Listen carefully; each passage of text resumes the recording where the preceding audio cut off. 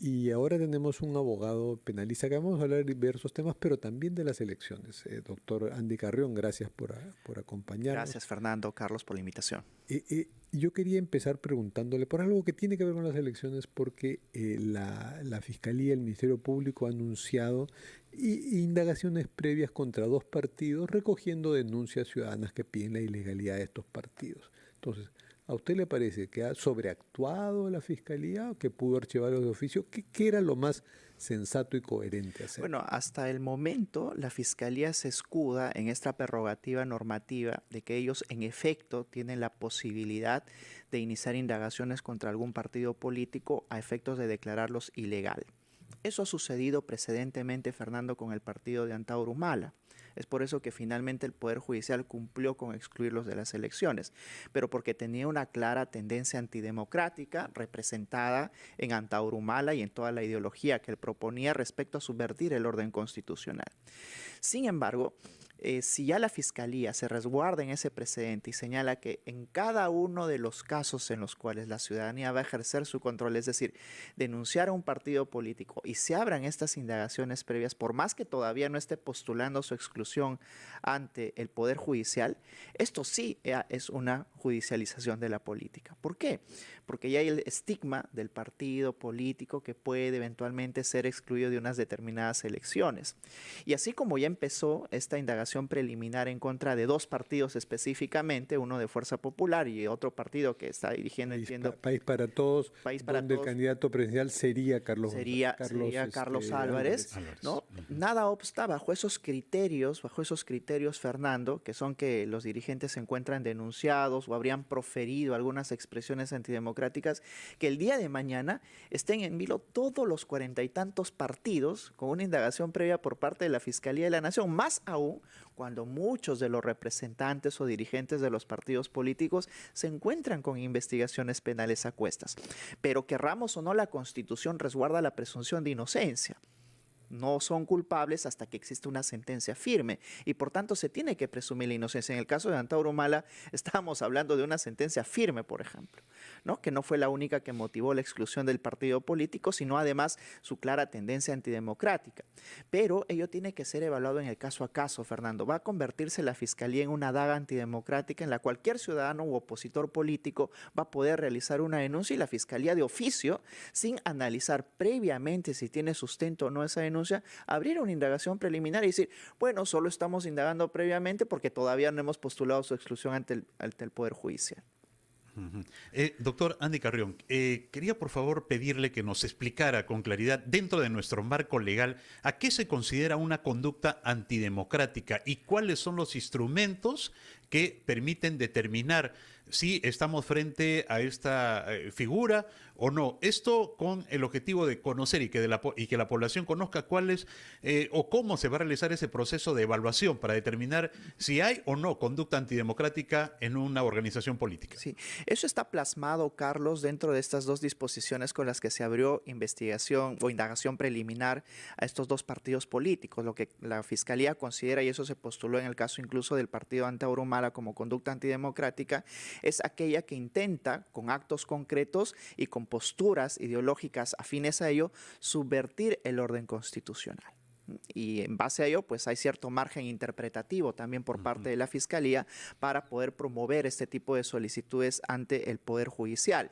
Sin embargo, como señalé hace un momento, ello no significa que una expresión, por ejemplo, que un candidato realice en la euforia de un discurso, simplemente va a ser ya una postura antidemocrática. Tiene que ver, por ejemplo, con los planes de gobierno, con los candidatos que la promueven y también con las medidas que de alguna manera ya han ido implementando dentro de su propio partido. Es decir, elementos tangibles, Carlos, que hagan presagiar efectivamente de que es una conducta antidemocrática, porque si no, solamente estaríamos ante versiones o ante denuncias que primero la Fiscalía tiene que filtrar, Carlos, y ese es el elemento más importante, porque en nuestro país, lamentablemente, así como existen investigaciones fiscales que se abren casi automáticamente, a veces hasta por rumores, también vamos a llegar a ese nivel ya, pero en la lucha democrática, en el sentido de que la Fiscalía va a abrir indagaciones previas contra partidos políticos con toda la estigmatización que ello significa de cara a posibles elecciones. Para terminar con este tema, se me ocurre una hipótesis, la planteo, ¿no?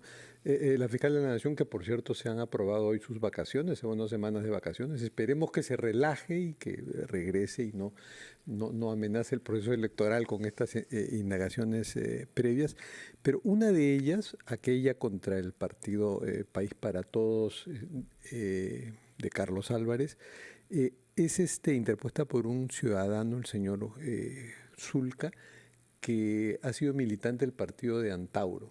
Entonces planteo esta posible hipótesis, ¿no? ¿No será que de pronto un antaurista o ex-antaurista, pues el partido está declarado ilegal, pueda querer ensayar cómo responde la Fiscalía a este caso para después decir, porque lo más probable es que la Fiscalía lo va a hacer, para salir de este atolladero, lo va a hacer rápido y va a declarar que los partidos no tienen ningún problema, entonces para decir, pero sin embargo Antauro sí le han quitado y encontrar algunos insumos y argumentos para que se revise el caso Antauro. Claro, ¿podría ser? es posible incluso que algunos que se han visto afectados con esta declaratoria de ilegalidad del partido Antauro Mala puedan comenzar a denunciar también a los otros partidos, señalando de que también han tenido algún tipo de conducta antidemocrática. Es por eso que es más importante aún el rol de determinar los criterios específicos por parte de la Fiscalía. No puede ser, Fernando, un criterio para abrir una indagación previa que, por ejemplo, hayan hecho una declaración a un medio y que esa declaración sea antidemocrática, ¿no? Requieres elementos tangibles para ello, o que simplemente algún miembro prominente del partido político se encuentre con una investigación fiscal. Muy pocos podrían postular, como tú sabes, porque actualmente en el Congreso incluso hay hasta 70% de congresistas que son investigados. No es el rol de la Fiscalía limpiar la política, Fernando. Y eso yo creo que se está confundiendo mucho, porque tiene mucho poder también la Fiscalía y nos lo ha demostrado. Sin embargo, yo creo que los criterios para evitar precisamente este revanchismo en cuanto a las denuncias tienen que pasar por un adecuado filtro por parte de la Fiscalía. Y sobre todo para el establecimiento de criterios certeros que impidan precisamente a personas acudir a la Fiscalía simplemente para poner en cuestión algún tipo de partido político. Y ojo, y con eso termina esta parte, Fernando, hay que diferenciar el partido político como institución de las personas que lo conforman, porque constitucionalmente un partido político es la única vía para que los ciudadanos ejerzan su derecho a elegir o a ser elegidos. Y esa es una garantía constitucional. Artículo 2 de la Constitución, derecho a la participación política. Por supuesto. Doctor Andy Carrión, le voy a pedir por favor unos minutos. Nos vamos a ir a una pausa y luego vamos a retomar este importante diálogo. Escuchamos, Fernando, a nuestros anunciantes y volvemos con más en Ampliación de Noticias, edición dominical. Y ahora con 48 minutos seguimos en Ampliación de Noticias, edición dominical. Fernando Vivas en nuestra sede central en Lima y Carlos González desde la ciudad de Trujillo los estamos acompañando. Estamos en diálogo con el doctor Andy Carrión, abogado penalista. Queremos conversar ahora sobre esta denuncia penal que ha formulado el Ministerio de Salud contra Laboratorios Medifarma, también contra la Clínica Sani, quienes resulten además responsables por estas 3 muertes, ¿no?, de personas en el Cusco, en la región Cusco y también en la región La Libertad, tras aplicárseles un suero defectuoso, ¿no?, suero fisiológico defectuoso. Doctor Andy Carrión, ¿cuáles podrían ser o cuáles serían en todo caso las implicancias legales tras estas denuncias? Estamos hablando, Carlos, de una cadena de responsabilidades. Por ahora, lo que ha hecho la Fiscalía es simplemente comenzar por la empresa fabricante de este medicamento, que es Medifarma, pero ello no significa de que vayan a quedar otros actores fuera de la investigación fiscal. Por ejemplo, funcionarios de DIGEMIT, porque ya parte de la idea del Ministerio de Salud de que no se habría advertido a tiempo, por ejemplo, no solamente con el producto, sino además con la adecuada supervisión, porque debemos de recordar que en derecho penal no solamente existen responsabilidades por acción, es decir, aquel que fabrica mal un producto y que lo expende o que lo distribuye, sino además por omisión, es decir, aquellos que no realizan un adecuado control o supervisión de estos productos que finalmente van a ir a calar a cada uno de los ciudadanos. Y esto yo creo que es todavía lo que viene en adelante. El Ministerio de Salud por ahora ha despedido a los funcionarios de confianza, incluyendo al director general de DIGEMIT, y ello podría gatillar también una nueva denuncia. Pero por ahora, al menos de lo que se viene investigando, es el delito de alteración de productos farmacéuticos que tiene una pena no tan baja, ¿no? Es grave, que puede ir desde los 4 hasta los 8 años de prisión, y además que tiene una versión agravada en tanto se cause la muerte o la lesión grave de un determinado paciente, que podría llegar incluso hasta los 10 años de prisión. Así es que estamos hablando aquí de hechos muy graves que en el ámbito del derecho penal se conoce como responsabilidad por el producto. Responsabilidad por el producto, que en este caso no sería negligencia, sino que habría dolo. Habría dolo. De hecho, en la denuncia que ha formulado el Ministerio de Salud, Fernando, ellos señalan de que la empresa tenía conocimiento de la concentración de sodio dentro de este producto y que no era el indicado, y que ellos debieron de informar ello. Es más, ¿no? Señalan también de que existen responsabilidades por parte de las personas que identificaron un primer hecho adverso, que ellos lo llaman así cuando hay alguna alerta respecto a la aplicación del producto, pero que informaron luego un mes después. O sea, no estamos hablando solamente de ámbitos de negligencia, sino yo creo que aquí estamos hablando también de ámbitos dolosos, Fernando. Y también habría ámbitos doloso en el caso de clínicas o establecimientos que no advirtieron, no comunicaron debidamente que algo pasaba con los pacientes que recibían ese suero.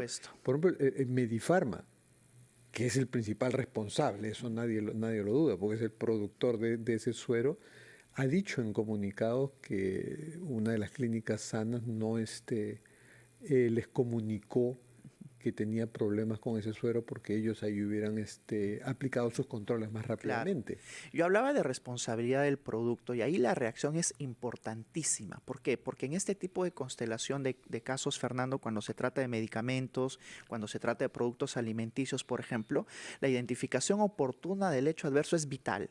¿Por qué? Porque si hay un primer resultado negativo y se advierte oportunamente a las autoridades y también al laboratorio, pues entonces lo primero que hace es la paralización de ese producto.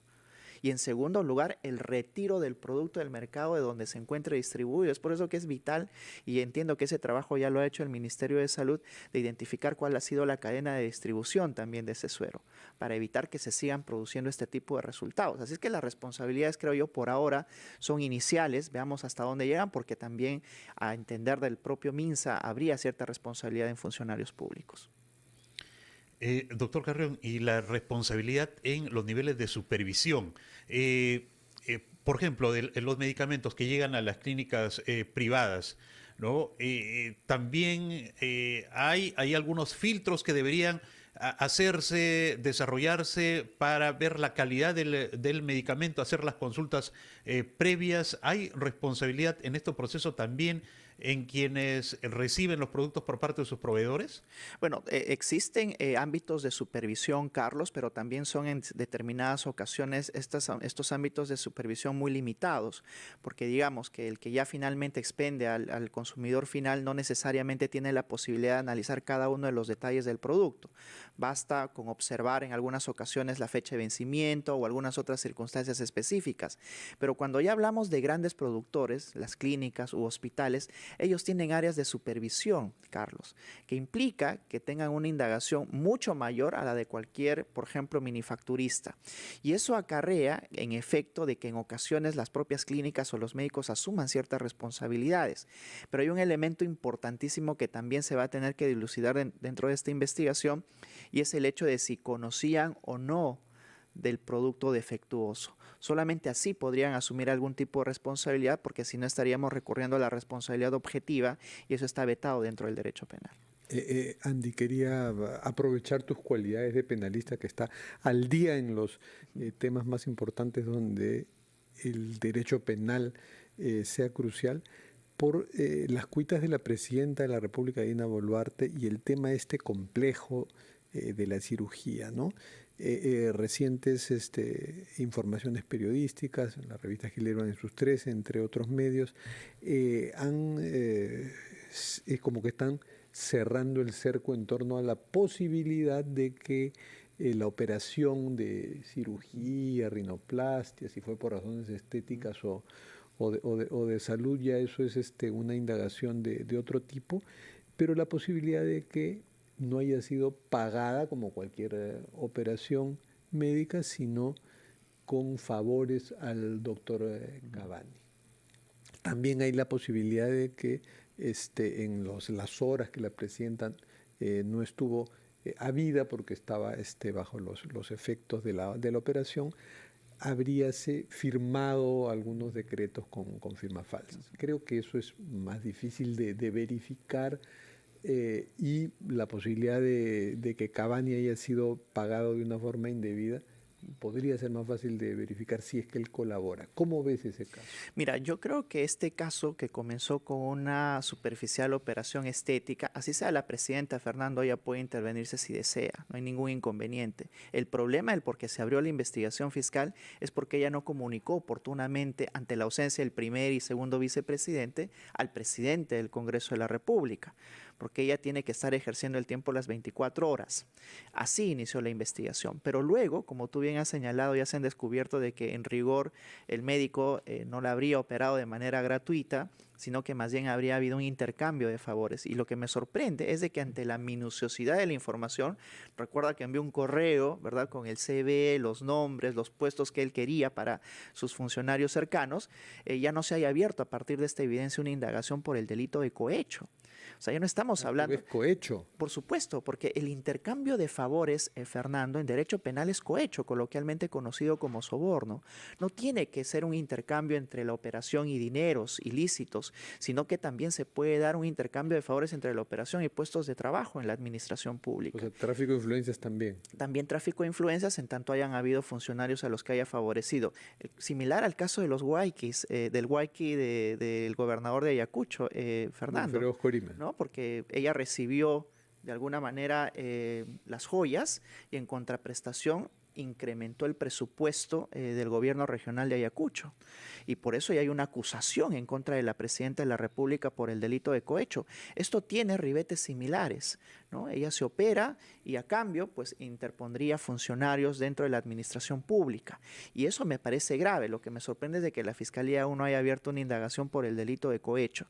Y lo otro, pues el tema siempre de la falsificación, aunque el propio primer ministro Andreansen ha cumplido con negar esto, digamos, en todos los idiomas, eso ameritaría todavía un peritaje si en efecto ha habido o no una falsificación de la firma de la presidenta. Pero aquí hay algo que no se está viendo y es los ministros en su oportunidad avalaron la ausencia de la presidenta y por eso es que en su oportunidad cuando se presentó ante el Congreso de la República, el ex primer ministro Tarola, y recuerda tú que lanzó esto de que se había operado a la presidenta, también los ministros tienen que asumir responsabilidad, porque si la Fiscalía está investigando el delito de abandono del cargo, porque ella simplemente no ejerció durante algunas horas el rol de presidente de la República, quiere decir que los ministros debieron denunciar ese hecho, porque es un hecho ilícito. ¿Lo hicieron? ¿No lo hicieron? ¿Fueron cómplices de ello? Yo creo que ¿En qué delito estarían involucrados los ministros? El de omisión de denuncia, Carlos, porque cuando uno advierte cualquier tipo de delito, por lo menos tiene que comunicar a las autoridades de que se está cometiendo un delito. Y ese es el delito, digamos, más sencillo, más leve, pero que también en el que también podrían estar involucrados. ¿Y por el hecho que son ministros sería un agravante?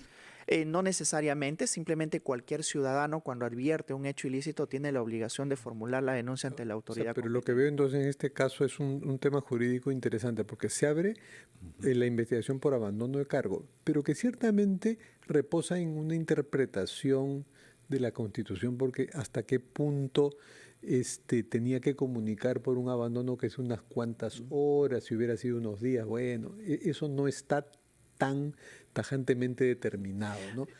Y más interesante es lo que está apareciendo, donde ahí sí hay delitos clarísimos. Tú mencionas el delito de cohecho, eso suena terrible, hay tráfico de influencias y varios otros más. Eso parece que tiene más carne penal que el abandono del cargo. Por supuesto. Y además, otro tema, Fernando, cuando supuestamente, porque todo está en el ámbito de investigación, el médico Cavani le envía este correo con los detalles y luego se corrobora de que hay al menos 2 personas que sí llegaron a trabajar en la función pública. La pregunta es, ¿la nombró o los nombró directamente la presidenta de la República o tuvo que haber intervenido algún ministro, tuvo que haber intervenido algún jefe de la institución de donde ellos han obtenido el puesto de trabajo. Entonces, también hay una cadena de favores. Habría que ver si la presidenta intercedió por ellos ante algún... Claro, el caso de la expresidenta de Salud, María Elena Aguilar. Por supuesto, ¿no? habría que ver si es que la presidenta de la República le dio alguna orden, influenció, es decir, se interesó indebidamente en favorecer a un tercero para que llegue a trabajar en la administración pública, con lo cual ya también habríamos de otro delito que es el de negociación incompatible. ¿Y por qué no se inició el proceso respecto al delito de cohecho, doctor? Esa es una pregunta que yo ¿Qué también evidencias en todo caso necesitarían? Bueno, mira, en ocasiones, incluso estábamos hablando de Julio Guzmán. A Julio Guzmán le abrieron investigación en la fiscalía por un rumor de que habría recibido dineros de Odebrecht. Y luego se inició toda una investigación que incluso derivó en el impedimento de salida del país. No podía salir de nuestro país para ejercer sus labores. Ya con una mera sindicación en nuestro país basta para abrir una investigación. Es, de acuerdo a lo que dice la Corte Suprema, una sospecha simple, una sospecha inicial simple. Pero ¿no será que cuando un caso está ligado a veces en la formulación de la denuncia y a quienes correspondan o se puede ampliar a los delitos y esta investigación por abandono de cargo pudiera ampliarse e incluir estos otros posibles delitos? Debería de ampliarse e incluir estos otros delitos. No necesariamente abrir otra. No necesariamente abrir otra, sino que en la misma investigación se amplían los delitos y se amplían los intervinientes. Pero recordemos de que únicamente la Fiscalía de la Nación es la competente para investigar a la Presidenta de la República y no necesariamente a los demás que pudieron haber intervenido en esto, que sería una Fiscalía provincial. Bueno, le estamos dando más que pensar a la fiscal en sus vacaciones. Correcto. Doctor Andy Carrión, muchísimas gracias. Gracias por esta visita a RPP y por su importante análisis y reflexiones sobre estos casos. Muy amable y muy buenos días.